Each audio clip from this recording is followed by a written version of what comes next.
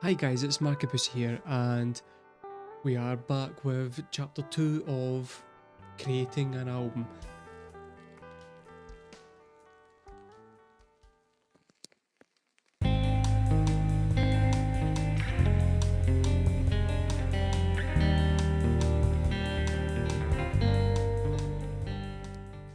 Last week we then introduced the challenge, which was we had 1 year to go and create an album. I laid out some of the obstacles that I was going to face, and the biggest one of those was I didn't have anything like the equipment required to make an album. I had one bass guitar, I didn't have any actual guitars, I didn't have the software required or hardware required, and I didn't have the money that was required to purchase that stuff. I kind of maybe mentioned that, and my lovely community then made me get to work in creating a throne wish list. A throne wish list, if you don't know, it's like an app for content creators. You can basically use it to purchase your favorite content creators gifts, or if they need stuff for their stream or making videos or whatever, they can add it onto that list and it can get crowdfunded and then sent out to you, and it keeps your anonymity from your side and from my side, and it's a nice way to help out content creators that you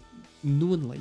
Thanks to my entire community, but particular thanks to Erigian314, Dom Perignon and Dave, I managed to source together an audio interface, which I chose the Focusrite Solo. I got a Scarlett Solo Focusrite, which is a little audio interface. It means that I can plug the XLR cable from the back of the microphone into this, which then has like a little air button, which apparently gives my voice a bit more kind of breath and stuff. On this side, it's got a 3.5mm jack, so I can then plug my bass guitar into this, which means I can then play my bass straight through into my computer. So I decided that I needed two different guitars. I needed one that had a kind of nice warm tone, and I needed one that had quite a kind of bright tone. For the bright tone, I went for the Earth Telecaster because it's got the same kind of Telecaster sound as the typical Fender one, but a significantly reduced price. Look at that. So pretty. Then for the warmer tone that I wanted for what was going to be the rhythm guitar on the album, I went for a hollow bodied Starcaster. Oh dear god. Oh, oh, it's so sexy. Then we decided we needed to get some stuff alongside the guitars because I wanted to be able to experiment and create different sounds, just give myself plenty of options, because it's a creative endeavour and I like to have things at my disposal, even if I'm not going to use them, that could lend itself to having a wee bit of fun. So we got capo,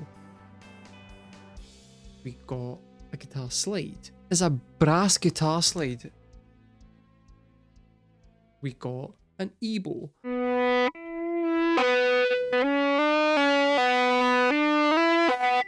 and then I wanted to be able to get clean guitar, distorted guitar, reverb, etc, etc. So I plumped for the Moore. The Moore G100 I got for £105, and that for me is a lot of money. But here's why I'm going to suggest that this is actually an absolute fucking bargain, and something that any aspiring guitarist or any seasoned guitarist is going to want to add to their pedal board or want to get for the first time to start them off in terms of learning guitar effects, opening up whole new soundscapes for you to play about with.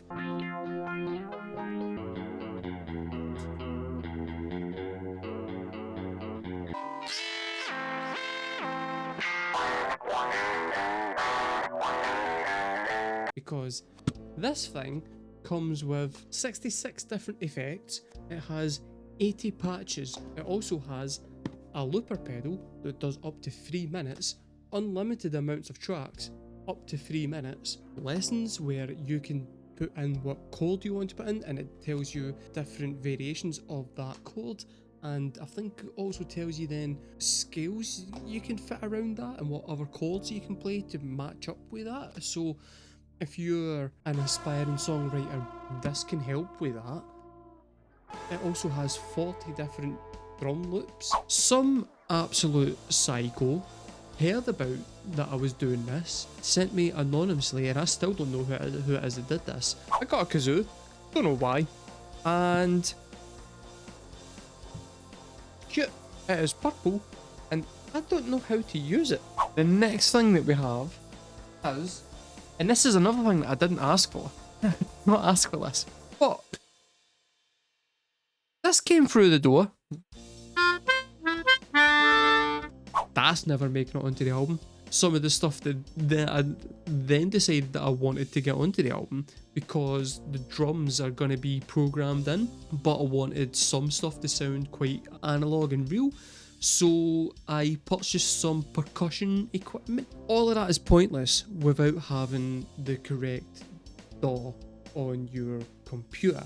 All of that is also pointless if you don't have a computer that's actually strong enough to be able to handle all that shit. And this is the bit that blew my mind. I tried to do this on my laptop. My laptop was about a decade old. Instantly was not going to manage it, and I knew that straight away.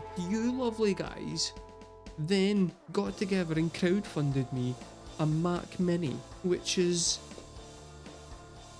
beyond nice. And a little base to go on top of it that added like an extra 2 fucking terabytes of storage and an extra 8 gigabytes of RAM, and now it handles FL Studio with no hassle because FL Studio is the DAW that I decided to purchase.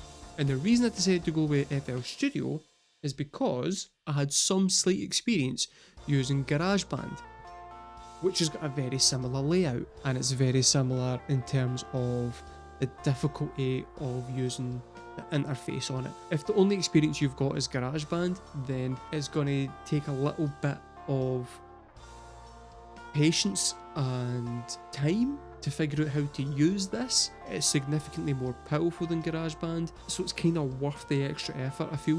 One thing that I would say about FL Studio that is something that if you are interested in doing this for yourself, you need to know. I bought the Fruity Edition, and I thought that would be fine. The Fruity Edition is basically for people who make beats.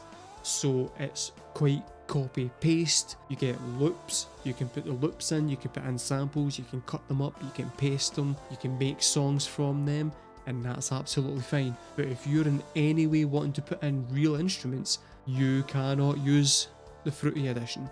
I did not realise until afterwards, and I had to stump up almost double the money to go and buy the Producer Edition, because the Producer Edition is the one that gives you the stuff that lets you actually plug instruments in and record them through your audio interface. I feel like that's a really important detail that you guys need to know. I know you guys are thinking at the moment, he's not got a bass. He's not got, how's he going to put bass on this album? Hasn't mentioned a bass guitar. Already had a bass guitar. Get that bad boy. I have the Mexican build Fender P-Bass, Nate Mendel's signature. Who's Nate Mendel? He's the bass player from the Foo Fighters. I know what you're thinking. Mark, you like the Foo Fighters? Why have you got the bass player from the Foo Fighters' signature bass? I don't like the Foo Fighters. Their first 2 albums are masterpieces. Do not fucking start right. The Foo Fighters self-titled album and The Color Shape are masterpieces. But that is not why I own that bass guitar. I own that bass guitar because Nate Mendel is the bass player from Sunny Day Real Estate. They're fucking amazing. So shut it. Anyway, point is, took a wee bit of time, we made a throne wish list, everything started coming through the post at the same time. My wife got very confused. Multiple parcels turning up at the door. After a couple of weeks, we then had this set up. And we've got everything in its right place. Yep, that's a Radiohead reference. And we are now officially ready to sit down and actually record a fucking album.